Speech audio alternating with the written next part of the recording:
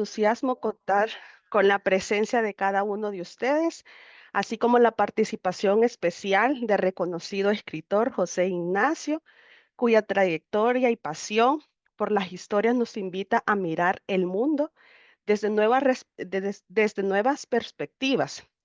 Este evento forma parte del compromiso del Centro de Recursos para el Aprendizaje y la Investigación, CRAI, por impulsar el pensamiento crítico, la creatividad y el diálogo en sintonía con los pilares de la excelencia académica que promueve Unitec Cebutec. Sean bienvenidos y disfruten de este encuentro que hemos preparado con mucha dedicación y entusiasmo, especialmente para ustedes, y que cada palabra de hoy sea una semilla de inspiración y cada historia una puerta abierta hacia nuevas posibilidades, guiándonos siempre por el camino del conocimiento, la imaginación y la excelencia. Entonces, sean todos bienvenidos a este conversatorio que nosotros hemos preparado, ¿verdad?, para cada uno de ustedes. Así que esperamos que lo disfrute. Muchísimas gracias, ingeniera. Me gustaría comentarles o leerles un poco acerca de el perfil de nuestro invitado para que podamos ya ir entrando en materia. José Ignacio Valenzuela es escritor y guionista quien hizo historias en su país natal, el cual es Chile. Cuando apenas con 20 años escribió su primera telenovela llamada Amor a domicilio. Luego de eso comenzó una carrera internacional escribiendo alrededor de 20 exitosas telenovelas para Chile, México, Puerto Rico y Estados Unidos. Como escritor de literatura, ha desarrollado una vasta e importante carrera en Latinoamérica. Ha publicado más de 15 libros para adultos, jóvenes y niños, y muchos de ellos se han convertido en bestsellers en diferentes países. Es el caso de la trilogía Mal Amor, que está considerada la primera trilogía de fantasía en América Latina en español, además de su reciente éxito en Netflix con Quién mató a Sara y Las Hermanas Guerra, que esperamos, verdad, que ustedes ya hayan tenido la oportunidad de verlas. Para iniciar con este conversatorio, me gustaría que le diéramos la cálida bienvenida a todos los que estamos presentes a José Ignacio Valenzuela con unos aplausos virtuales que él pueda ahí ver todas sus reacciones por medio del chat o por medio de sus emojis, ¿verdad? Ya sé que les pude leer un poco acerca de la trayectoria, todos sus logros. Hemos tenido, ¿verdad? Algunos el placer de leer algunas de sus obras, conocemos algunos su experiencia literaria, pero a mí, ¿verdad? Personalmente me causa mucha intriga y sé que algunos de ustedes también mucha intriga, mucha curiosidad, cómo José Ignacio Valenzuela se presentaría con nosotros, ¿verdad? Para nosotros que somos desde Honduras, que lo estamos viendo desde acá, que lo vamos a escuchar, ¿cómo se presentaría usted ante nuestros docentes y estudiantes para que puedan conocerlo por primera vez? Y los que no, pues que ya aquí nos reaccionen también. Pues bueno, primero que todo, no saben el gusto gigantesco que tengo de estar aquí con ustedes, a pesar de las distancias y de los distintos países en los que estamos participando, pero para mí es un honor enorme. Mira, ¿cómo me podría presentar yo? Yo lo que te puedo decir, les puedo decir a todos, como siempre lo he dicho, yo soy un esclavo de las letras. No sé hacer nada más que escribir. Y más me vale seguir haciéndolo porque si no, no sabría de qué vivir. Mi cerebro está cableado para inventar historias, para generar personajes. Estoy todo el día pensando, estoy repleto. Miren, o sea, aquí tengo 6 libretas, cada una de ellas con temas distintos. Una es la libreta de los finales, una es la libreta de los principios, una es la libreta de los personajes. Yo espero que nadie descubra mis libretas, pero una de ellas es de asesinatos. Porque como siempre hago muchos thrillers, siempre estoy buscando maneras, digamos, sorprendentes como para matar personajes. Em, Estoy lleno de cosas. Entonces yo soy un escritor que nació para hacer esto, y me he definido a mí mismo toda la vida como un escritor todoterreno, porque soy un escritor que escribe donde sea, no espero la inspiración. Y cada vez que yo doy clases de escritura creativa, lo primero que le digo a mis alumnos siempre, siempre, es no creer en la inspiración. Sabemos que existe, pero la inspiración puede ser la mejor excusa para no hacerlas. Puede ser literalmente la mejor excusa para no... Ay, alguien me está... No, ¿No? Sí, parece que No, acá. no, no, no, Ah, no, ya. se le activó el micrófono a alguien. Ah, ok. La mejor excusa de la vida es la imaginación, es la inspiración. Porque tú dices, no, no, cuando me inspire voy a escribir tal cosa. No, es que no me ha llegado la inspiración todavía. Entonces no puedo terminar. Yo no le puedo decir eso a la persona a la que le rento mi casa. Mira, no le puedo pagar este mes de arriendo, de alquiler, porque no me llegó la inspiración, fíjese. O el colegio de mi hija, este mes no voy a poder pagar la matrícula porque fíjese que me quedé esperando la inspiración y no llegó nunca. No puedo. Por lo tanto, yo escribo todos los días. Escribo aunque no tenga ganas de escribir. De hecho, de 5 días de la semana hay 3 que no tengo ganas de escribir, pero escribo. Y escribo por disciplina, por oficio, por obligación conmigo mismo. Pero yo me imagino que eso que me pasa a mí es lo que le pasa a todo el mundo. O sea, yo no creo que los profesores tengan ganas de enseñar todos los días de la semana. Y tampoco creo que un dentista tenga ganas de sacar muelas todos los días de la semana. Pero si ese profesor y ese dentista son profesionales, los alumnos y los pobres pacientes con la boca abierta y en la silla no se van a dar cuenta que ese profesional está ejerciendo su profesión sin ganas. ¿Por qué? Porque es profesional. Entonces yo muchas veces me tengo que sentar a escribir aunque no tenga ganas, pero la audiencia o los lectores no se pueden dar cuenta de eso. Y eso no se logra con inspiración, eso se logra con disciplina, con oficio, con mucho trabajo, muchísimo trabajo. Entonces así me presento yo siempre, desmitificando un poco esta figura que uno tiene del escritor como un señor o una señora que está tirado en una cama comiendo uvas y que de repente baja como una señorita alada y le susurra cosas al oído y uno se levante con una pluma de pavo real, escribe unas palabras y listo, escribí. No, no, no tiene nada que ver con eso. Es un trabajo súper riguroso, es un trabajo solitario. Una de las razones por las cuales yo, Creo que se apagó el micrófono. sí, una de las razones por las cuales yo casi siempre digo que sí a conversatorios como este, a charlas en colegio, a visitas a la universidad, es porque es la única manera que yo tengo de conocer la cara y de verle la cara a la gente para la cual yo trabajo. Porque si ustedes lo piensan, la escritura debe ser una de las pocas profesiones en las que uno trabaja sin saber para quién trabaja. Un profesor trabaja con sus alumnos, les ve, un taxista ve a sus pasajeros, un dentista, un doctor, un vendedor en una tienda, una azafata en un avión, ven a sus clientes, a las personas para las cuales trabajan. Yo no, yo no tengo idea, son fantasmas para mí. De hecho, ni siquiera sé si lo que estoy haciendo en algún momento de la vida le va a llegar a las manos a alguien o lo van a poner en una pantalla para que alguien lo vea. Entonces, si uno empieza como a desmitificar la figura del escritor, se da cuenta que lo que hay detrás es muchísimo trabajo, muchísima disciplina, muchísimo rigor y muchas, muchas, muchas, muchas horas anclado y atornillado frente a un computador. Sí, y justamente esas son las experiencias que queremos que escuchen los chicos, ¿verdad? Porque muchas veces creemos que, un libro, puede que tardó un año, puede que tardó 3 meses, y si es un microrelato, puede que es muy poco tiempo, pero es mucho esfuerzo detrás de eso.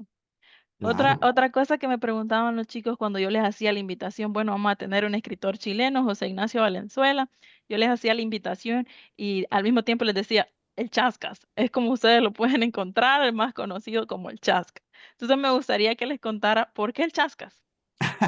Bueno, tal como tú dices, soy chileno y en Chile una chascas es una mata de pelo desordenada que no se peina. Es como decir, no sé, en México serían greñas, no sé cómo se dirían en Honduras. Pero cuando yo empecé hace 31 años atrás, cuando tenía 20 años, precisamente como tú decías, la primera telenovela que yo hice se llamaba Amor a domicilio y tenía 20 años, estaba en la universidad, estaba en segundo año de universidad y me compraron esta telenovela, yo escribí esta telenovela que se convirtió en un éxito gigantesco en Chile. Entonces, obviamente, generó un interés en la prensa, en los periodistas y nadie me conocía. nadie me conoce, yo no he hecho nada que tuviera ningún tipo de repercusión de nada. Mi nombre es súper largo, José Ignacio Valenzuela, es como nombre como de telenovela casi, como el licenciado, esos que siempre son como tontos y mueren rápido, pues mi nombre es como de esos largos, nadie se acordaba de mi nombre. Entonces los periodistas empezaron a hablar del Chascas. Es como decir el flaco, el alto, el narigón, ¿me entiendes? Ujú. El joven, el Chascas. Y entonces empezó a salir en la prensa José Ignacio Valenzuela, coma, el Chascas, y gracias a Amor a Domicilio, esa primera telenovela que yo hice, me llevaron, me ofrecieron un trabajo y me fui a vivir a México. Entonces en México, lo único, estoy hablando de el año 95, no existía internet para que entiendan. O sea, no es que pudieran googlearme, no existía internet. Entonces, la única manera que los mexicanos tenían de saber quién era yo era a través de los recortes de prensa que habían salido en Chile. Y como en Chile, en los recortes de prensa salía Chascas, en México pensaron que ese era mi apellido o que era mi nombre artístico, así como Chayán, pero era Chascas, porque no asociaban a Chascas al pelo. En Chile sí, pero en México no. Entonces, en México todo el mundo me dijo Chascas, pensando que ese era mi nombre artístico, o que así me decía todo el mundo, era como mi apodo, y ya me quedé para siempre con el apodo de Chascas. Ahora tengo que cuidarme el pelo, porque si me quedo calvo, pues se me acabó el apodo. Así que de alguna manera tuve que conservar el Sí, poco pelo que tenía para mantener entonces mi identidad literaria. sí, justamente esa es una experiencia. Bueno, acá sería peludo, creo yo. Creo que esa es la palabra con las personas que tienen el pelo así. Tantos libros, guiones que ha escrito. ¿Podría recordar en este momento lo primero que escribió y qué fue lo que lo motivó a escribir eso? Mira, yo me acuerdo de mí mismo escribiendo. De hecho, hay una anécdota que me cuenta mi mamá cuando yo había tenido como 4 años. Yo la recuerdo como vagamente. Cuando yo tenía como 4 años, me regalaron para mi cumpleaños un tocadiscos. Ustedes son muy jóvenes, pero había unas cosas donde uno escuchaba música, que eran unos discos redondos negros, grandes, que están como de moda de nuevo de tan viejos que son. Los discos de vinil, estos negros grandes. Me regalaron los discos con los cuentos de Walt Disney. Y entonces yo me sentaba así y escuchaba los cuentos de Walt Disney. El punto es que nadie nunca me explicó que para escuchar la continuación del disco, del cuento, había que dar vuelta el disco. Entonces yo durante un año completo escuché todos los cuentos de Walt Disney hasta la mitad. Y yo no entendía. Encontraba tan raro este señor Walt Disney que hacía unos cuentos tan raros que en el momento como más importante del cuento, cuando iba a morder la manzana, se acababa el cuento. Era como tan raro. Mi mamá tenía, o sea, éramos 4 hermanos, por lo tanto nadie estaba preocupado de mí. Y yo escuchaba mis discos calladitos en mi pieza hasta que un día, yo me imagino que mi mamá, aburrida de escuchar los mismos cuentos una y otra vez, entró y me dijo, pero mijito, usted no va a dar vuelta el disco para escuchar la continuación del cuento. ¿Cómo es eso? Entonces lo hizo y yo encontré que eso era la magia del mundo, lo más moderno que podía haber en la vida. Pero en ese momento me di cuenta, y por eso les cuento esto, me di cuenta que yo había durante un año inventado finales. Yo durante un año había estado inconscientemente buscándole un desenlace, buscando un tercer acto, digamos, a esas historias que yo estaba escuchando. Y descubrí que los finales que yo había inventado eran mucho más entretenidos que los finales de Walt Disney, eran mucho más dramáticos, por supuesto. Yo siempre he sido súper melodramático, por algo telenovela. La Blancanieves se fugaba con un enano, los otros la querían matar, la otra la enterraban viva, o sea, unas cosas atroces que yo hacía. Pero yo estoy segurísimo que gran parte de mi obsesión por contar historias viene de estos cuentos inconclusos que durante un buen tiempo escuché. De hecho, es una gran tarea que yo les dejo a ustedes, con sus hijos o con ustedes mismos, de leer, por ejemplo, un cuento y dejarlo a la mitad mientras están leyendo e inventar un final y después ver cuál fue el final que le dio el autor o la autora. Es muy, o sea, cuando hago clases de escritura creativa, eso es uno de los primeros ejercicios que hago, como para soltar el hielo y para entrar en calor. Yo doy un par de frases para iniciar un cuento, o doy un título, o doy un personaje, o incluso doy un final, y hago escribir a partir de eso. Entonces estoy seguro que mi primer taller literario lo dieron los cuentos de Walt Disney hasta la mitad. Entonces yo desde muy chico, entendí que yo quería ser escritor. De hecho, mi mamá me dice, cuando ella me regaló los discos, yo le dije, ya mamá, pero cuando yo sea escritor necesito libros para mi biblioteca, no discos. O sea, yo siempre supe que yo quería ser escritor. Y el primer cuento que recuerdo de haber escrito así, con principio, medio y fin determinado, de empezado y terminado, debe haber sido como a los, no sé, más o menos 8 años. Escribí un cuento que tenía como capitulitos, o sea, según yo era como un libro, pero nada, he tenido 10 páginas, que se llamaba Aventuras de una moneda. Y era una moneda la protagonista, y cada vez que pasaba de una mano a otra, vivía una pequeña aventura con la mano en la que estaba en ese momento. Una mamá le daba una moneda a un niño, entonces el niño había una aventura con ella, después el niño compraba algo y seguía en la mano del vendedor, y después el vendedor se la daba a un mendigo, y entonces seguía con el mendigo, en fin. Era una historia como así. Una cosa malita, pero me acuerdo que eso fue lo primerito que inventé y que creo que todavía tengo guardado por ahí. Sería excelente leerlo. Apuesto que Ay, muchos no, de debe ser nosotros malo. quisiéramos leerlo. Lo siguiente que me gustaría preguntarle es que yo sé que muchas veces como espectadores, lectores también, no sabemos todo el esfuerzo, toda la dedicación que lleva un proyecto televisivo o un proyecto literario. ¿Qué se siente estar detrás de grandes éxitos? Bueno, primero que todo, una responsabilidad enorme, porque a ver, para contar esto voy a contar otra cosa. Y perdónenme que de pronto divague, pero les prometo que como buen escritor todo llega a un punto. Yo llevo muchos años haciendo esto, muchísimos años. Y una vez en México, cuando yo vivía en México, escribí un unitario era como una peliculita para televisión azteca. Y se trataba de una mujer que estaba casada con un marido y ponían a la renta, en alquiler, un cuarto de la casa para estudiantes. Y ella, la protagonista, se empezaba a enamorar del estudiante. Y el estudiante se empezaba a enamorar de ella. Y el marido era un celópata espantoso, un psicópata. Y entonces le pegaba, la violentaba, era un agresor. Y ella, en un momento, por defenderse del marido, lo mata. Y así terminaba esta cosa, con ella terminando matando al marido. Bueno, me acuerdo que al día siguiente voy a Televisión Azteca y mi jefa me dice, salió feliz, corriendo, y me dice, Dios mío, reventamos el rating anoche, nos vieron. Hagan cuenta que eran como 30 millones de personas que habían visto esa peliculita que yo había hecho. Y yo, en lugar de alegrarme, me vino como una baja depresión y como que me desmayé. Y como que no me acuerdo qué pasó, y me acuerdo después de despertar sentado en la oficina de mi jefe y estaban todo el mundo abanicando y todo el mundo asustado, yo pálido como un... Y me tuve que ir a mi casa. ¿Y qué me pasó? Yo pensé en un momento, dije, ¿qué pasa si el 1% de esos 30 millones de personas deciden matar a sus maridos porque en la televisión lo dijeron? Y me vino como un estremecimiento porque vislumbré por primera vez el poder que tenía una historia contada.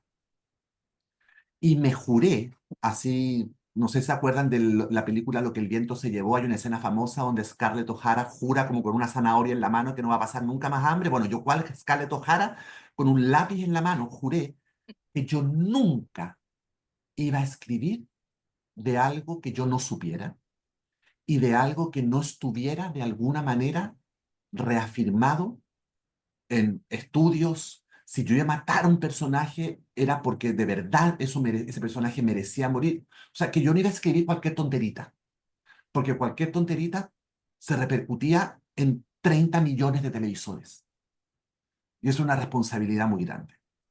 Entonces, si tú tienes el privilegio, porque es un privilegio, de tener en el fondo, y por eso conté eso para contar, responder la pregunta, ¿ves que llegué al punto? Si tú tienes el privilegio de tener un micrófono en tu mano, que en el fondo eso es lo que es una pantalla, te pone un micrófono, tú hablas a través de eso, es para decir cosas que valen la pena, es para decir cosas importantes, inteligentes, cosas que generen una opinión, cosas que generen un debate y que entretengan, por supuesto, si no están peleados la una con la otra. Entonces, ¿qué se siente? Pues se siente una responsabilidad muy grande. muy, muy, muy grande. Porque, por ejemplo, yo hice ¿Quién mató a Sara?, que fue una serie que hice para Netflix hace como 5 años atrás, más o menos. Se calcula que al día de hoy hay como 3.000 millones de personas que han visto esa serie. Son como 3 billones de personas que han visto esa serie. Se calcula más o menos. Eso es el mundo entero, ¿me entiendes? Entonces, si el mundo entero va a escuchar algo que yo hice, más vale que yo esté a la altura, porque si no, qué vergüenza y no merezco estar haciendo eso. Entonces, para mí el trabajo que hago de escritura es muy serio, es muy serio. Yo puedo justificar hasta la última coma que pongo en mis libros y en mis libretos. Y en la gran mayoría de ellos, sobre todo cuando me meto con temas complicados, tengo obviamente asesorías. Tengo psicólogos, tengo jueces, tengo hasta psiquiatras a veces a los que recurro, porque lo que yo quiero es que la gente cuando vea eso no solo lo pase bien viendo, sino que a lo mejor se quede con algo, se quede con algún tipo de enseñanza o pensamiento con respecto a eso, para yo sentir que valió la pena haberme pasado, con Sara estuve casi 3 años escribiendo, pues que valga la pena haber perdido, entre comillas, 3 años de mi vida escribiendo eso, porque por supuesto no pude dejar de escribir para mi cumpleaños, escribí para la Navidad, escribí cuando me dolía la cabeza, no pude ir a lo mejor a la presentación de colegio de mi hija porque tenía que entregar ese capítulo ese día. Pero bueno, por lo menos darle un poquito de densidad, vamos a darle un poquito de peso, no es simplemente una historiecita, es algo un poquito más. Esa es la responsabilidad y eso es desde donde yo enfrento la escritura.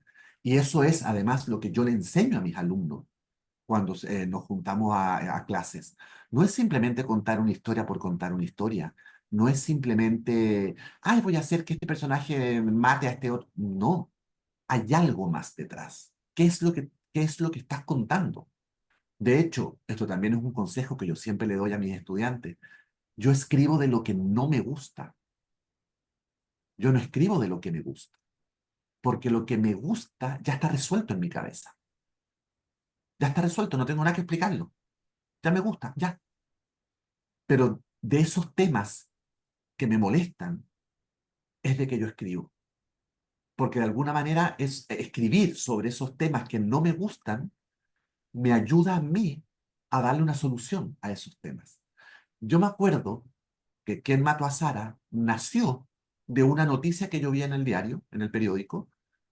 Esto es el año, no sé, 2019 más o menos, un poquito antes.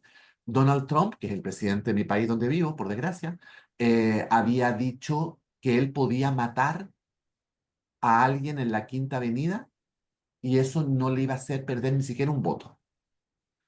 Y yo me acuerdo que me quedé pensando, digo, wow, hay gente tan poderosa que se siente por encima de la ley.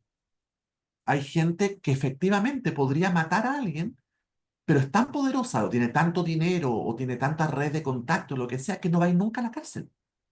Pero si yo me robo un pan para darle a mi hija de comer, yo voy a ir a la cárcel al minuto siguiente.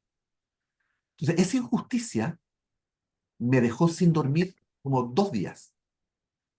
Y dije, ok, tengo que hacer algo con esto, si no me voy a volver loco. ¿Y qué hago siempre cuando me pasa eso? Lo escribo. Entonces, ¿quién mató a Sara? Es la historia de una familia poderosa que cometen un crimen y buscan a quién culpar de ese crimen, porque son tan poderosos que pueden comprar en el fondo a un asesino, que no es el asesino. Y así partió Quien mató a Sara, de ese titular que vi esa noticia. Y todo lo que hago, en general, lo hago a partir de cosas que no me gustan. Porque si voy a estar 1 año, 2 años, sin parar frente al computador, más me vale que eso que yo estoy haciendo me entusiasme y me apasione, porque si no es tiempo perdido, es vida perdida. Sí, con la experiencia que nos está contando, creo que ha generado bastante curiosidad entre nuestros estudiantes. Aquí tenemos dos preguntas. Una nos dice cuál fue su experiencia al escribir ¿Quién mató a Sara? Y al mismo tiempo nos pregunta cuál fue el capítulo de ¿Quién mató a Sara que le costó escribir? Oh, El capítulo que más me costó escribir, bueno, mi experiencia fue, voy a contestar las dos al mismo tiempo, porque son muy similares. El capítulo que más me costó escribir de Sara fue el uno, obviamente, el primero. Hice 17 versiones del capítulo piloto. 17. Y el primer, de hecho, las primeras 10 versiones del piloto, no sé si se acuerdan de quién mató a Sara, pero comenzaba con una lancha y una niñita haciendo parapente, un paracaídas, y se caía y se moría. O sea, literalmente, y había pasado un minuto de serie. Bueno, la muerte de Sara, en las primeras 10 versiones, era el final del capítulo. O sea, el capítulo comenzaba con Sara en su casa, su hermano, los ricos por acá, la Sara con el hermano por acá. Mamá, voy a ir a la casa de mi novio en Valle de Bravo. Ah, no, mi amor, no vayas. Sí, voy a ir. Bueno, no, anda con tu hermano. Bueno, hermano, anda conmigo. Ay, no quiero ir. Sí, sí quiero ir. Bueno, vamos todos para allá. Ah, llegaban el auto, bro, llegaban, llegaban todos. Mira, llegó un paracaídas nuevo que encargamos. Ay, lo usamos mañana. No, hagámoslo ahora. No, mañana, no ahora. Bueno, subámonos. Bueno, pues tomémonos unos tragos. Lancha, ponco para ir, ¿verdad? Se caía, se acababa el capítulo. Y funcionaba, funcionaba. Pero me di cuenta que era un capítulo más de muchos. Había yo escrito 10 capítulos como ese. Y entonces, contestando la pregunta, ¿cuál fue el capítulo que más me costó escribir? Fue ese. Porque yo sabía que a pesar de que estaba bueno lo que tenía, a mí no me terminaba de convencer porque lo encontraba un pelín anticuado. Lo lógico era que el final del capítulo fuera la muerte de Sara. Era lo lógico. Pero ¿qué pasa si escribía de una manera ilógica? Y entonces ahí empecé a hacer el ejercicio. Dije, bueno, a ver, ¿y si empiezo con eso? ¿Y si empiezo? ¿Cómo parto? Si Sara muere en la escena uno. Y así empecé a hacer el ejercicio. E hice como 7 versiones hasta que por fin di con eso. Entonces fue una serie que a mí, independientemente del éxito que fue y de lo que significó y de que bla, bla, bla, de todo ese éxito, que a mí esa parte es lo que menos me importa, lo que más significó para mí escribir esa serie fue que de alguna manera me enseñó a escribir de nuevo, porque me obligó a estar a la altura. De hecho, cuando a mí me llamaron de Netflix para ofrecerme hacer una, o sea, no ofrecerme, me dijeron, ¿no podrías mandar? Porque la persona que me llamó de Netflix había sido mi jefe antes en Telemundo. Entonces me llamó y me dijo, yo sé que tú haces series, telenovelas como de misterio, ofréceme alguna y a ver si nos resulta y hacemos una cosa. Y cuando yo estaba mandando las ideas a Netflix, me dio como una crisis como de seguridad. Porque decía, pero espera un momentito, si Netflix es la empresa que hace Games of Thrones. O sea, no, ese es HBO. Hace The Crown, hace Stranger Things.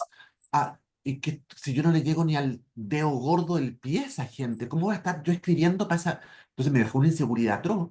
Y por eso hice 17 versiones, porque estaba aterrado. Y por eso yo mismo levanté la vara hasta el máximo, porque yo no quería dar vergüenza, en el fondo. Entonces fue una serie que marcó un cambio en mi vida muy grande, porque me enseñó a escribir de nuevo. Y eso se lo agradeceré toda la vida a Sara.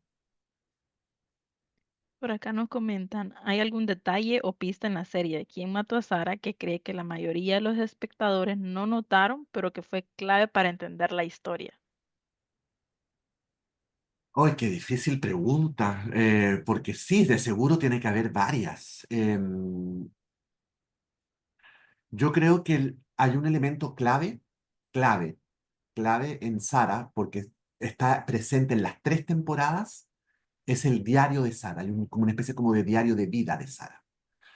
Y me acuerdo que yo vivo en Estados Unidos, la serie se rodó en México, y yo me acuerdo que tuve que viajar a México para sentarme al lado de la persona que hizo ese diario, porque claro, en el libreto dice, toma el diario de vida, pero la cámara tiene que mostrar qué tiene.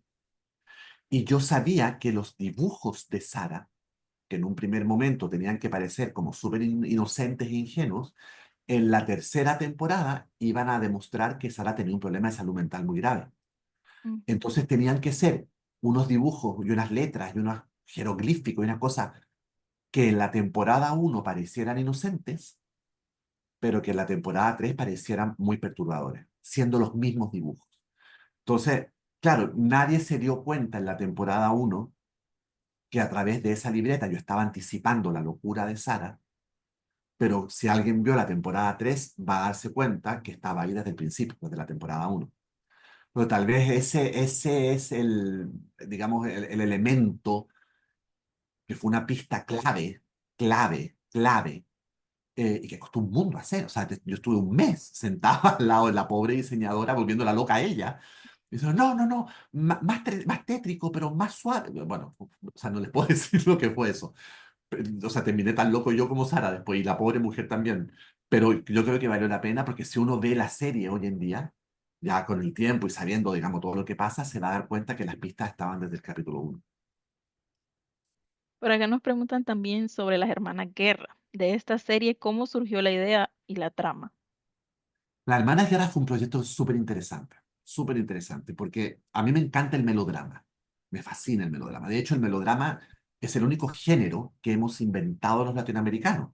Por lo tanto, yo le tengo mucho respeto, muchísimo. Yo sé que hay mucha gente que le da vergüenza el melodrama, la que se queda ciega cuando le roban al bebé, que se caen por las escaleras, que las villanas hablan solas a las 8 de la mañana, maquilladas como para una fiesta en la Casa Blanca y con el vaso de whisky en la mano y dicen, ah, José Patricio no sabe lo que le espera. A mí esas cosas me fascinan. Me fascina porque esos somos los latinoamericanos. A mí me encanta. Entonces yo tenía ganas de hacer, después de Sara y después de otra serie que hice que se llamó Donde hubo fuego, que era de bomberos, tenía ganas de explorar otra cosa. Y tenía ganas de hacer melodrama, pero así melodrama puro y duro, melodrama a la vena. Y entonces empecé a pensar, ¿cuál es la figura central del melodrama? La figura central del melodrama siempre es un hombre y una mujer que quieren estar juntos, pero alguien se opone. Y por lo general, lo que se opone siempre es una villana. Por eso las villanas son tan emblemáticas. Entonces, un hombre, una mujer y una villana. Ese es como el triángulo básico del melodrama. Y yo, que siempre he sido muy feminista, dije, quiero hacer un melodrama femenino.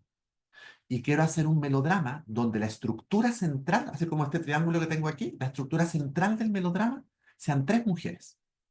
No voy a escribir ningún hombre. Aquí las dueñas van a ser mujeres. Y las mujeres son las que van a llevar las riendas de la historia y las mujeres son las que van a ser la estructura central. Entonces, como no era, yo no iba a contar la historia de unas mujeres lesbianas, porque es como lo lógico, dije, bueno, voy a contar la historia de amor de madres a una hija, porque el melodrama siempre es una historia de amor. Claro, es que el melodrama en general es una historia de amor romántico, o sea, entre un hombre y una mujer, o entre dos mujeres o entre dos hombres, digamos, pero es un amor romántico. Pero aquí yo, digamos, reemplacé el amor romántico por amor de madre. Entonces tenía a dos hermanas que las dos eran madre de una misma hija, porque una la había parido y la otra la había criado. Entonces, esa fue la idea central de las hermanas Guerra.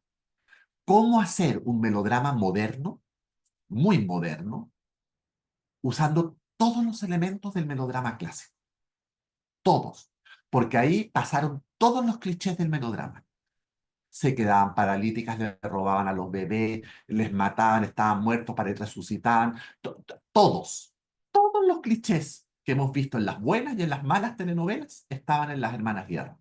Lo que pasa es que estaba todo contado desde un punto de vista muy moderno, con un ritmo además muy rápido. O sea, pasaban yo quedaba agotado como si hubiera corrido un maratón después de escribir ya eran 20 capítulos. Entonces, quedé literalmente, o sea, quedé pero así, pero tirado en el suelo cuando terminé de escribirla, porque el ritmo no paraba, precisamente para que la gente no tuviera tiempo de pensar, ay, qué cliché lo que estoy viendo. Ay, esto, no había tiempo de pensarlo, porque cuando se estaban robando al bebé, ya lo estaban encontrando. Y cuando la otra se estaba quedando paralítica, estaban poniendo una bomba por acá y estaban secuestrando. Entonces, no había tiempo de ver nada. Entonces, Las Hermanas Guerra fue súper entretenido de hacer porque fue mi homenaje personal al melodrama, que tanto me ha dado el melodrama. Yo he hecho una carrera completa escribiendo melodrama. Y entonces fue como mi homenaje a eso. Y este gusto mío por hacer un triángulo clásico, pero solamente de mujeres. De ahí viene.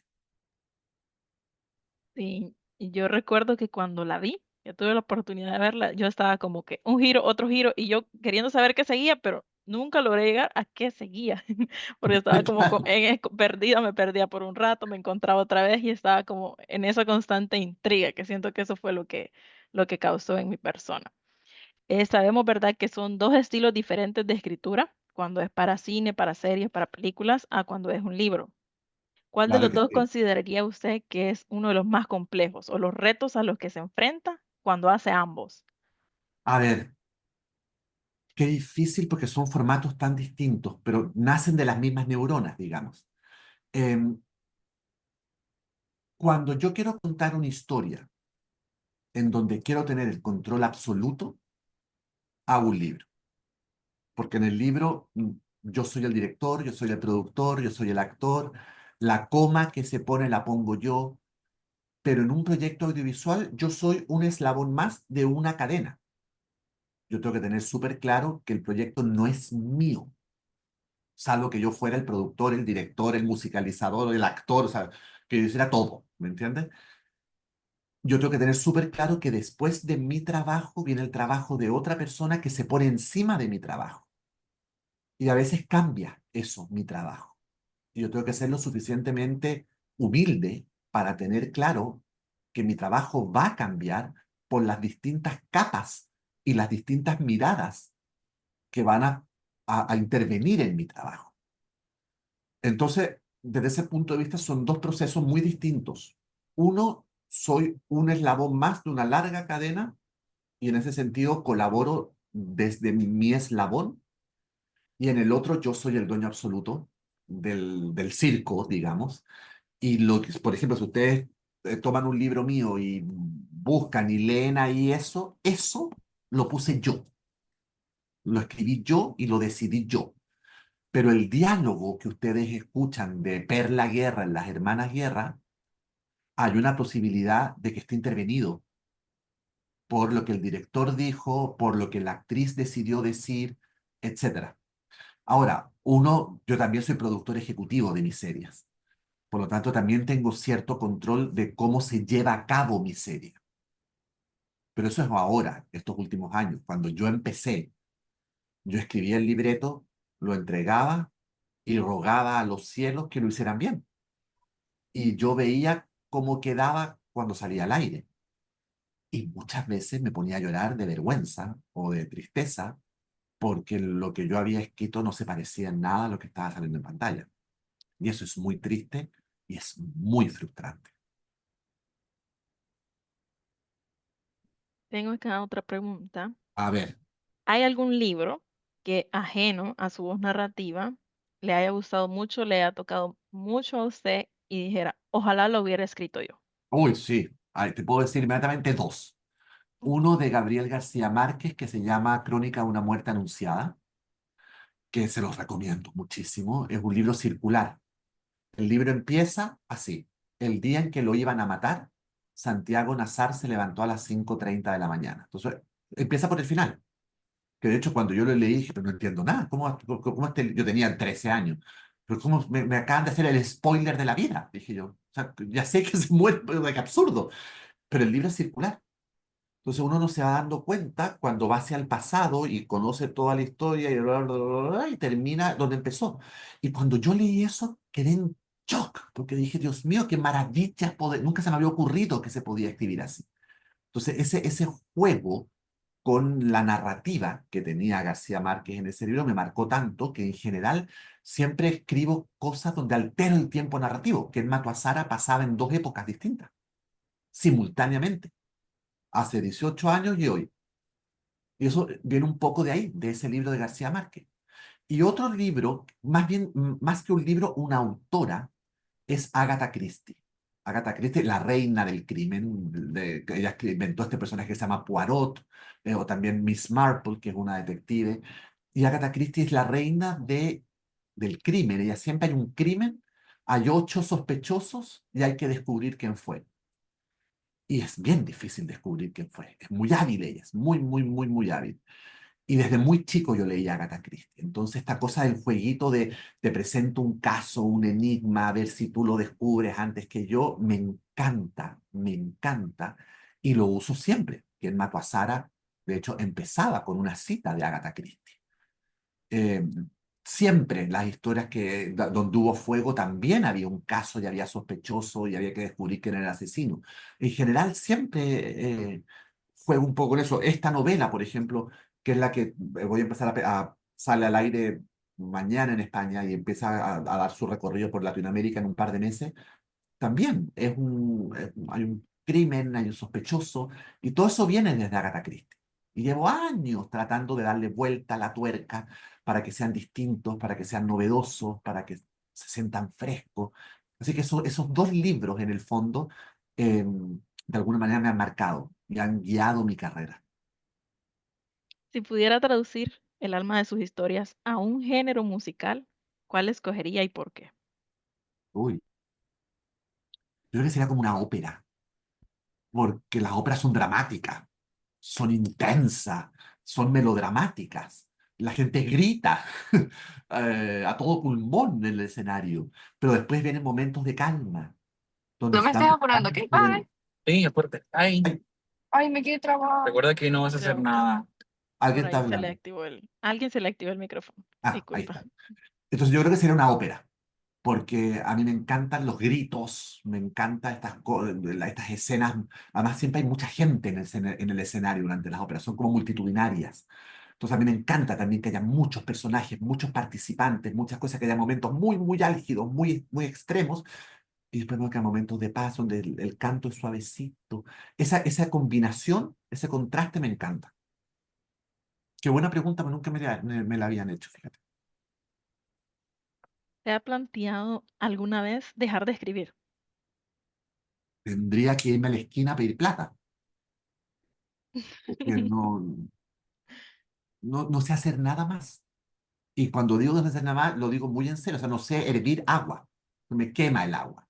Soy bruto, soy torpe. Debo tener un lado del cerebro de este porte. No sé, no. Te digo, yo tenía 3 años y le decía a mi mamá que cuando yo fuera grande y fuera escritor iba a tener mi biblioteca.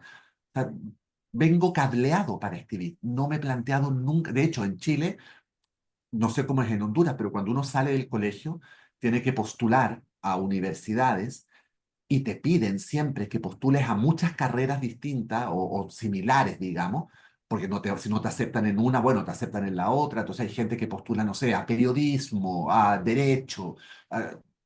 Yo cuando postulé a una cosa que era literatura en una universidad. Me jugué el todo por el todo. Y todo el mundo me decía, pero postula a otra. No, es que no me interesa hacer nada. Pero por último, periodismo se parece. No te parece nada. Periodismo no se puede mentir. Yo lo que quiero es mentira todos los días. Quiero inventar mentiras. Quiero contar mentiras. ¿Cómo que se parece el periodismo? Sería terrible si el periodismo se pareciera a la literatura. Bueno, hoy en día con las fake news son más falsas que reales, pero en esa época no había tantas fake news. Eh, por lo tanto, yo me jugué el todo por el todo. Yo no, no concibo estar vivo si no es escribiendo. Creo que ese es un sentimiento muy bonito y que espero que muchos de los chicos que están aquí y están empezando a escribir se Ojalá, identifiquen, ¿verdad? Se identifiquen con ojalá. eso. Hay algo que se ha repetido bastante por lo que he alcanzado a ver, porque tenemos bastantes preguntas en el chat, es acerca de bloqueos creativos, si ha experimentado alguno alguna vez y también si tiene alguna rutina a la hora de escribir. A ver, la rutina es la misma rutina que la de cualquier profesional. Yo me levanto todo, pudiendo quedarme en mi cama acostado, porque trabajo en la casa. Me levanto todos los días. Ahora, obviamente, mucho más temprano, tengo una hija y tengo que preparar desayuno, hacer lonchera, llevarla al colegio, todas esas cosas que hacemos los papás en las casas. Bueno, que yo espero que hagan los papás en las casas. Em, pero yo todos los días me levanto, me voy a la oficina, que es atravesar el pasillo, y me meto a mi oficina a escribir. Tenga o no tenga que escribir. El cerebro es un músculo tan vulgar como un bíceps.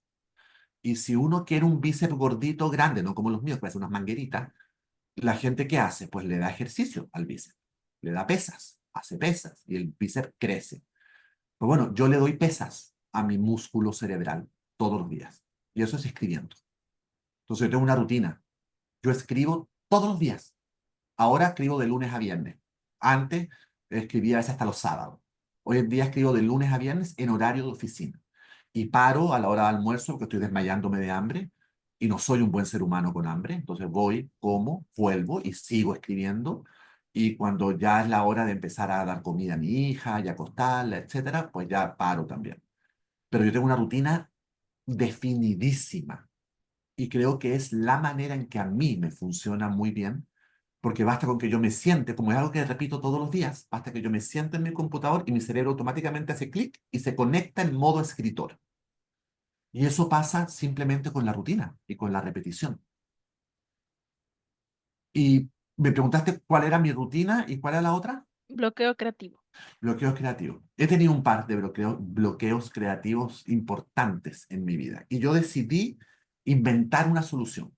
No tengo idea si es cierta o no, pero yo decidí que mi solución para el bloqueo creativo es echarle la culpa al texto, a la historia, no al escritor.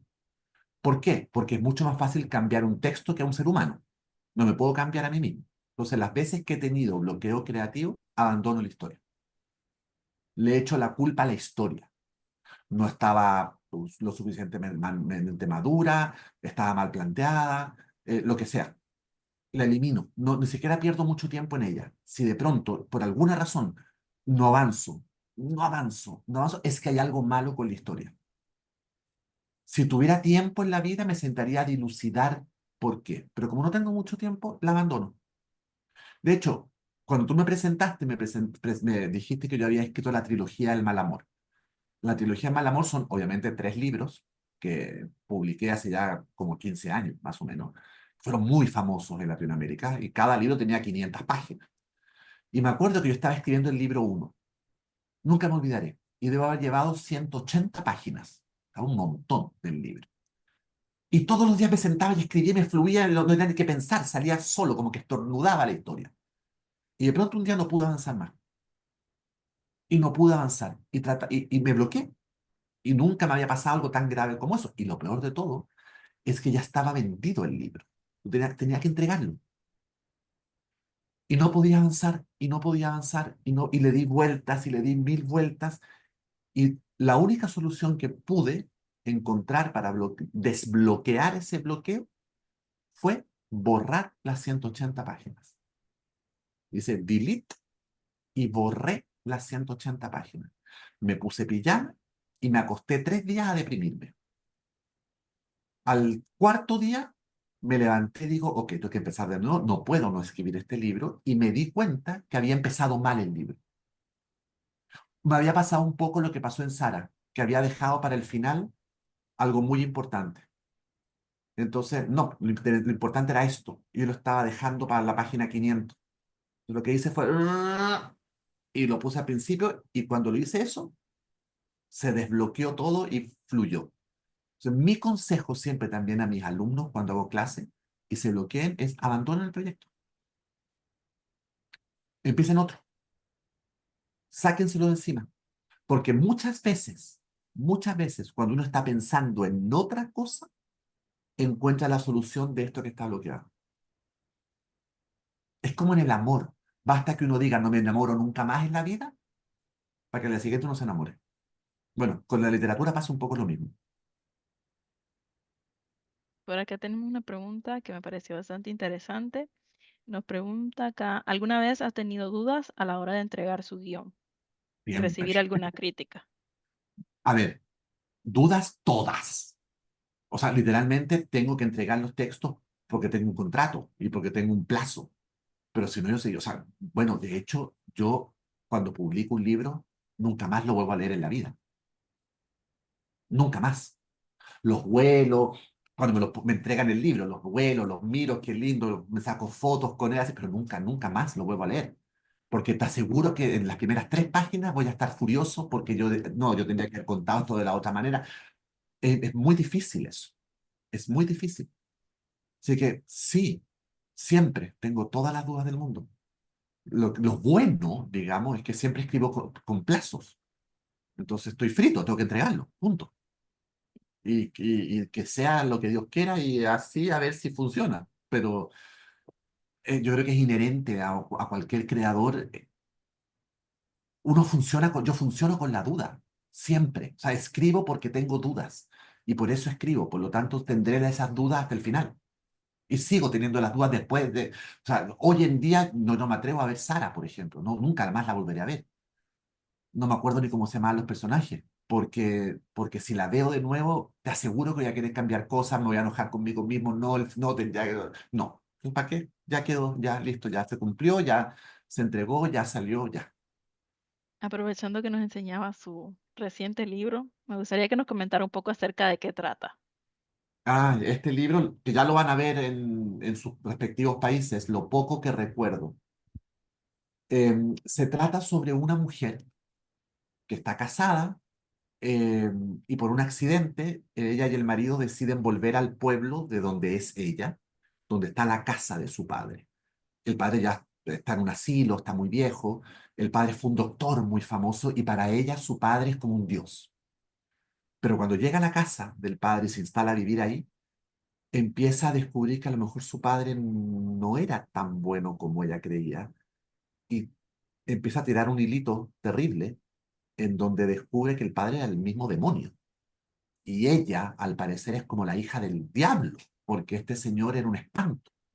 Y lo que parecía el mejor momento de su vida, y lo que parecía que iba a ser una etapa maravillosa en su vida, termina siendo una pesadilla porque no recuerda un montón de cosas atroces que ella vivió, que su padre le provocó y que su padre le provocó al pueblo. Entonces se llama Lo poco que recuerdo. Juega un poco esta cosa como de la memoria falsa, cuando uno recuerda algo como cierto, pero que no es tanto, y esa cosa que uno muchas veces como que romantiza su propio pasado o a ciertas personas de tu propio pasado, y cuando te ponen la evidencia al frente, tú dices, pero no puede ser, si no, no lo recuerdo así. Bueno, de eso va, porque es un thriller de suspenso, de misterio, como una serie de Netflix, digamos, con capítulos cortos, nada es lo que parece, todos terminan muy arriba, y lo hice con toda la mala leche del mundo para que les den las 4 de la mañana y no puedan dejar de leer. Me parece, muy buena idea. Aprovechando, ¿verdad? Y respetando también el tiempo que nos brindó, para finalizar, nos gustaría que nos dijera qué mensaje dejaría a los estudiantes que tenemos acá presentes que están iniciando a escribir. Mira qué bueno eso. A ver, primero, muchas cosas. La primera, escribir es aburrido. El que esté pensando escribir para pasarlo bien, está súper equivocado. Escribir es tedioso, es aburrido, es monótono, se sufre escribiendo. Yo odio estar escribiendo, pero amo haber escrito. Es una combinación muy extraña, porque odio el proceso, porque sufro, soy inseguro, no sé si lo estoy haciendo bien, no sé si lo voy a poder hacer, incluso. Pero cuando termino y tengo esto en la mano o veo lo que hice, qué felicidad más grande. Entonces es una combinación muy extraña. Pero se pasa mal. Y es importante saber que se pasa mal y no pasa nada que se pase mal. Por otro lado, uno no escribe para uno escribe para otros.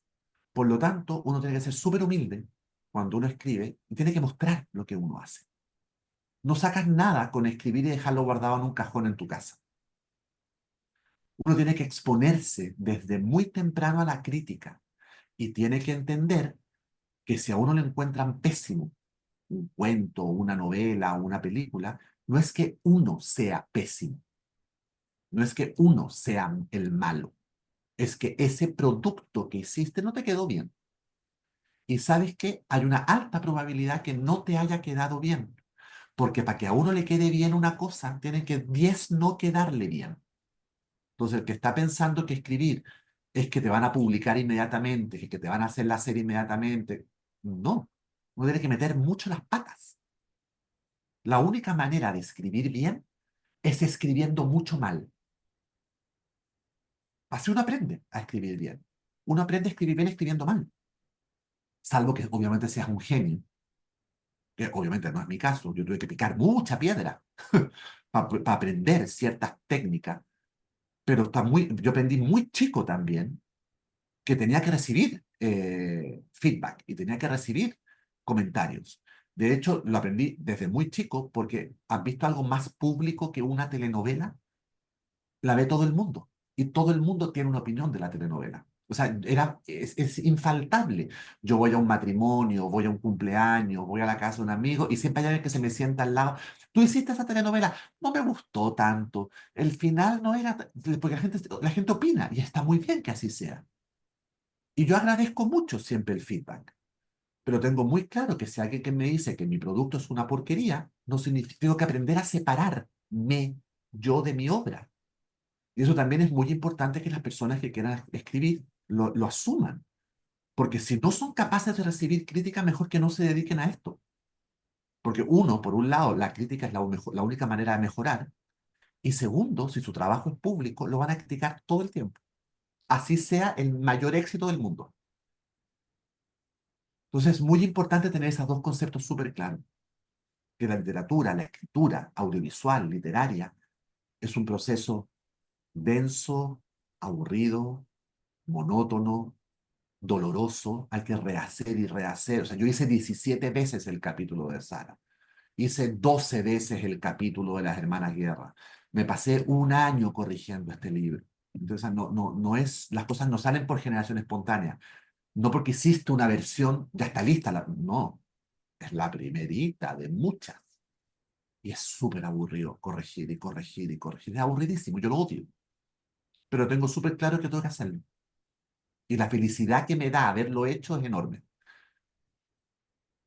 Sí, creo que esa misma felicidad, esa misma emoción, esa misma pasión por lo que hace, siento que se ha transmitido a cada uno de nosotros y estamos sumamente agradecidos. Le voy a pedir a mi compañera Lisette que nos comparta la pantalla porque le queremos hacer la entrega de un diploma, ¿verdad? De Ay, agradecimiento por haber participado en este conversatorio, que sé que ha sido, realmente ha cambiado mucho la visión. Creo que ha cambiado mucho la visión que tenemos acerca voy a sacarle del una cine, foto a de mi la editor. serie, de las películas. Se lo voy a hacer llegar por correo. Ay, gracias. Sí, no se preocupe. Entonces le cedo la palabra a mi compañera Lisette. Bueno, el día de hoy le vamos a entregar un diploma de reconocimiento, ¿verdad? Por parte del Centro de Recursos para el Aprendizaje y la Investigación y el área académica de Humanidades, ¿verdad? A José Ignacio Valenzuela por su valiosa participación en el conversatorio El arte de contar historias, resaltando su compromiso y dedicación para compartir su experiencia con los estudiantes. Han sido ejemplares y dignos de reconocimiento. Firmado por nuestra jefe nacional del CRAI, la ingeniero Oneida Giro. Muchas gracias. Para mí es un honor haber podido participar en esto. Espero de todo corazón haber sido útil, haber podido a lo mejor contestar alguna pregunta, ya sea de las que me pusieron aquí o de las que tienen ustedes en sus respectivas pantallas. Y cualquier cosa que necesiten, bueno, aquí estoy. Y la mejor manera de ser un buen escritor, como les digo, es dándose permiso para escribir mal, porque así van a poder aprender a escribir bien. Y por supuesto, leyendo mucho y viendo mucho. O sea, un escritor tiene que ser un lector mucho más voraz y compulsivo que una persona que no es escritor, evidentemente. No, no concibo la posibilidad de ser un escritor sin leer permanentemente. Muchísimas gracias, ¿verdad? Esperamos que este encuentro que tuvimos, esta oportunidad, esta hora fue sumamente provechosa. Esperamos que haya sido enriquecedora para cada uno de los que estamos acá presentes, Ojalá. que cada historia que escucharon esa noche despierte nuevas preguntas, nuevas voces y nuevos caminos creativos, sobre todo, que es lo que queremos lograr. Gracias por estar aquí, por cada palabra y que cada palabra de esas siempre siga viva y nos siga encontrando. Así que buenas noches a todos. Muy buenas noches a todos y espero que nos veamos de nuevo en algún otro momento. Cuenten conmigo. Excelente, será un placer también para nosotros. Ojalá en persona después. Sí, esperamos que sí. Pues que estén muy bien. Buenas noches a todos. Buenas noches. Buenas noches. Bye. Buenas noches.